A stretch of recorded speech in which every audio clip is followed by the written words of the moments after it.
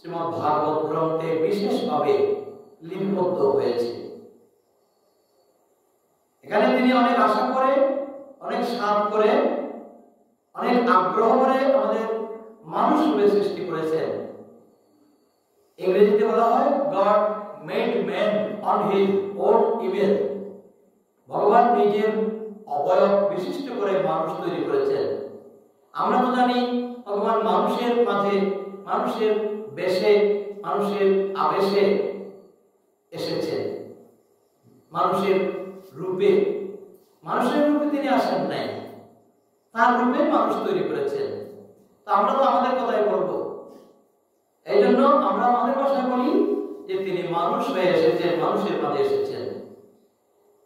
এখন কেউ কেউ বলতে শোনা যায় এরা মানুষের উপাসনা করে, আমরা ভগবানের উপাসনা করি। এরকম কাউকে কাউকে বলতে শোনা যায় এরা গণ্ডমূর্খ।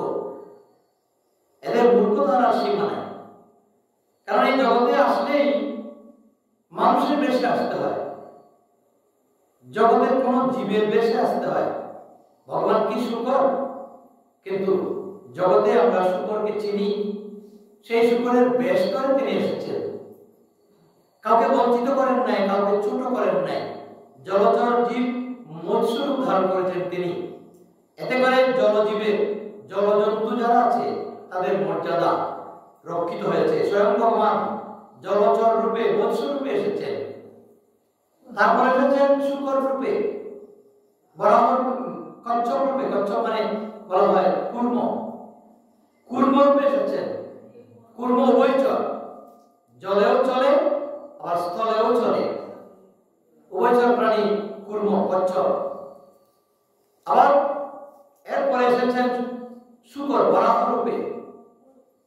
কিন্তু এই বরাহ বনে যে বরাহ থাকে সেই বরাহ নয়। এই মৎস্য জলে যে মৎস্য থাকে, যে মৎস্য মানুষ ভক্ষণ করে সেই মৎস্য নয়। এই বরাহ, এই শূকর বন্য শূকর নয়, যিনি সর্বপ্রাণী রূপে, অসংখ্য প্রজাতি রূপে জগতে সেজে আছেন। তিনি কুর্মরূপ, মৎস্যরূপ, কুর্মরূপ ধারণ করেছেন। তিনি আবার বরাহ রূপ ধারণ করেছেন। তিনি আবার অর্ধ নর, অর্ধ সিংহ রূপ ধারণ করেছেন, যার নাম নরহরি বা নরসিংহ। এই যে নরসিংহ রূপ, এরকমের কোন প্রাণী আজ পর্যন্ত জগতে দেখা যায় নাই। ভগবান যে ভগবান, তার যে তিনি যে সর্বযোগেশ্বর, সর্বশক্তিমান, তিনি পারেন না এমন কিছু জগতে নেই।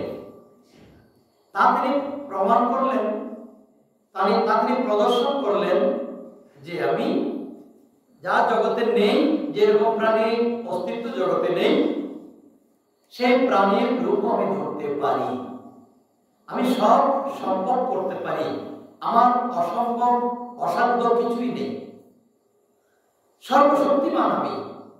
আমি মৎস্যরূপে, কুর্মরূপে, বরাহ রূপে এসেছি বলে তোমরা আমাকে সাধারণ মৎস্য, কুর্ম, বরাহ মনে করো না, তাহলে তোমাদের ভুল হয়ে যাবে। পরবর্তীতে তার লীলায় বোঝা গেল তিনি সাধারণ মৎস্য নয়, সাধারণ কুর্ম নয় এবং সাধারণ বরাহ নয়। নৃসিংহ রূপে মানুষ হবার প্রয়াস করলেন।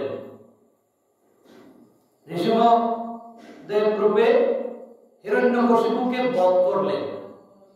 হিরণ্যকশিপুকে বধ করতে তার এই রূপ ধারণ করতে হয়েছে। কারণ কি? তার বর আছে, ব্রহ্মা কর্তৃক বর আছে। ব্রহ্মার বর এবং শিবের বর, এই দুইজনের বর কিন্তু জগতের অকল্যাণ সাধন করে। এটা যদি আমরা শাস্ত্রে দৃষ্টিপাত করি তাহলে আমরা দেখতে পাই, ব্রহ্মার বরে রাবণ হয়েছিল অমর, হিরণ্যকশিপু হয়েছিল অমর, হিরণ্যাক্ষ হয়েছিল অমর, কুম্ভকর্ণ বর লাভ করে শক্তিধর হয়েছিলেন। ব্রহ্মার পরে জগতের কল্যাণ কম হয়। ব্রহ্মার পরে একজনের কল্যাণ হয়েছে, তার নাম হলো বিভীষণ। বিভীষণ ধার্মিক। বিভীষণ জগতের ক্ষতির কারণ নয়, বিভীষণ ছিলেন জগতের ধর্মের কারণ। কিন্তু মানুষ তাকে দেয় এখন পর্যন্ত কলঙ্ক।